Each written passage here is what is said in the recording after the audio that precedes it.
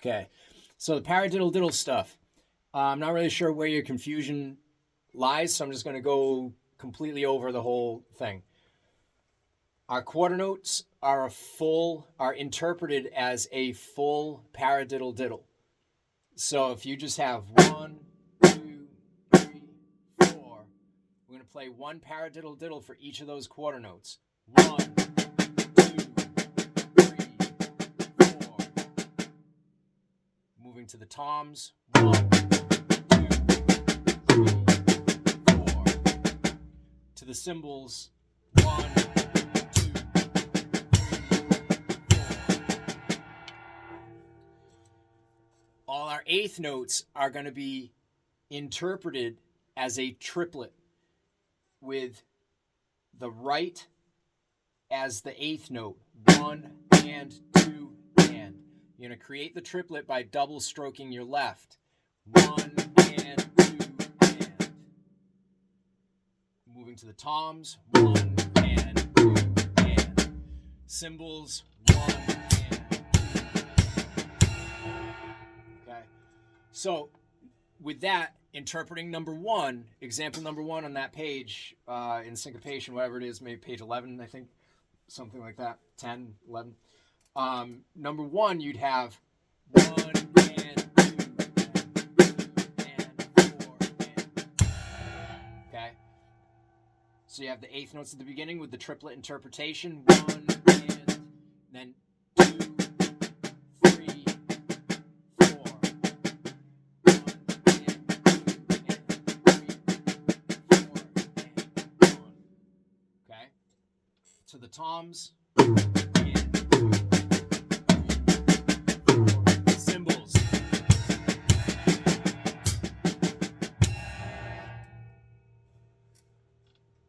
The extension of that is substituting the bass drum on the last note of each of those phrases, the 3-note phrase and the 6-note phrase.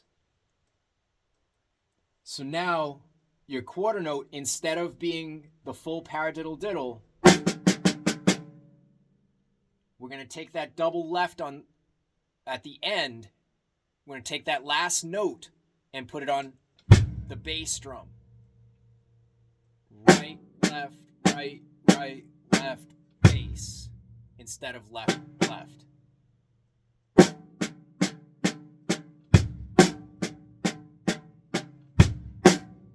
So each quarter note is now going to be this 6-note phrase, the paradiddle-diddle with the last note on the bass drum.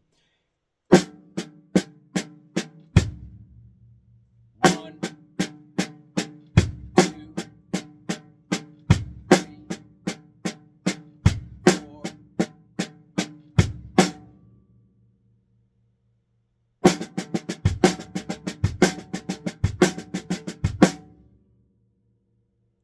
Okay. Each eighth note is now going to be interpreted still as a 3-note phrase, but instead of right, left, left, again, we're substituting out the last note of the double left hand. Right, left, bass, instead of right, left, left. 1 and 2 and. So number 1, interpreted this way, you'd have 1 and 2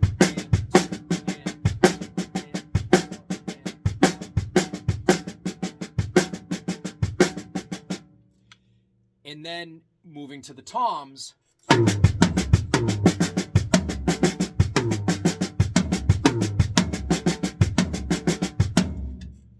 Cymbals.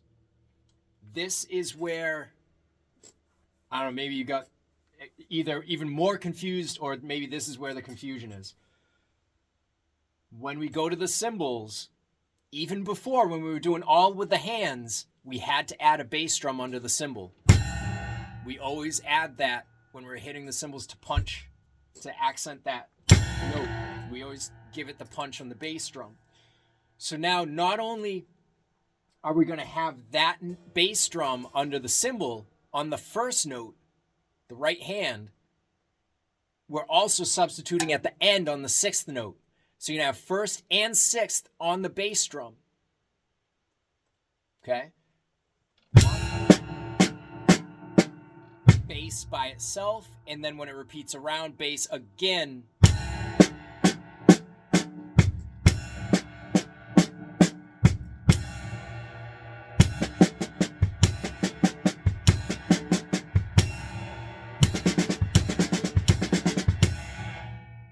Okay? That's your quarter note.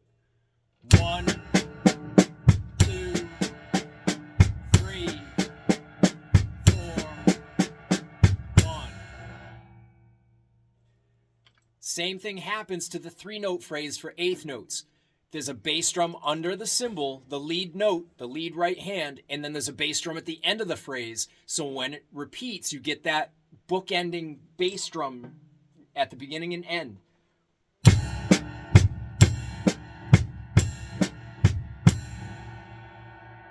That's each eighth note. 1 and 2 and 3 and 4. Okay? So interpreting number 1 again in this manner, you're going to have the eighth notes first.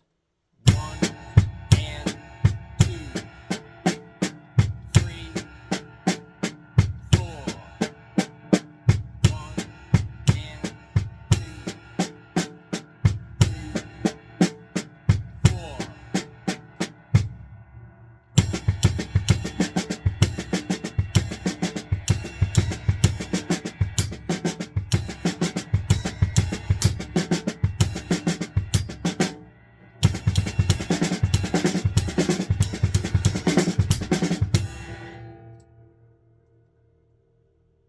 So hopefully that makes some sense to you. If not, no worries. Don't worry about it. We'll try to go through it again and figure out where things are going off. Okay? I'll see you tomorrow.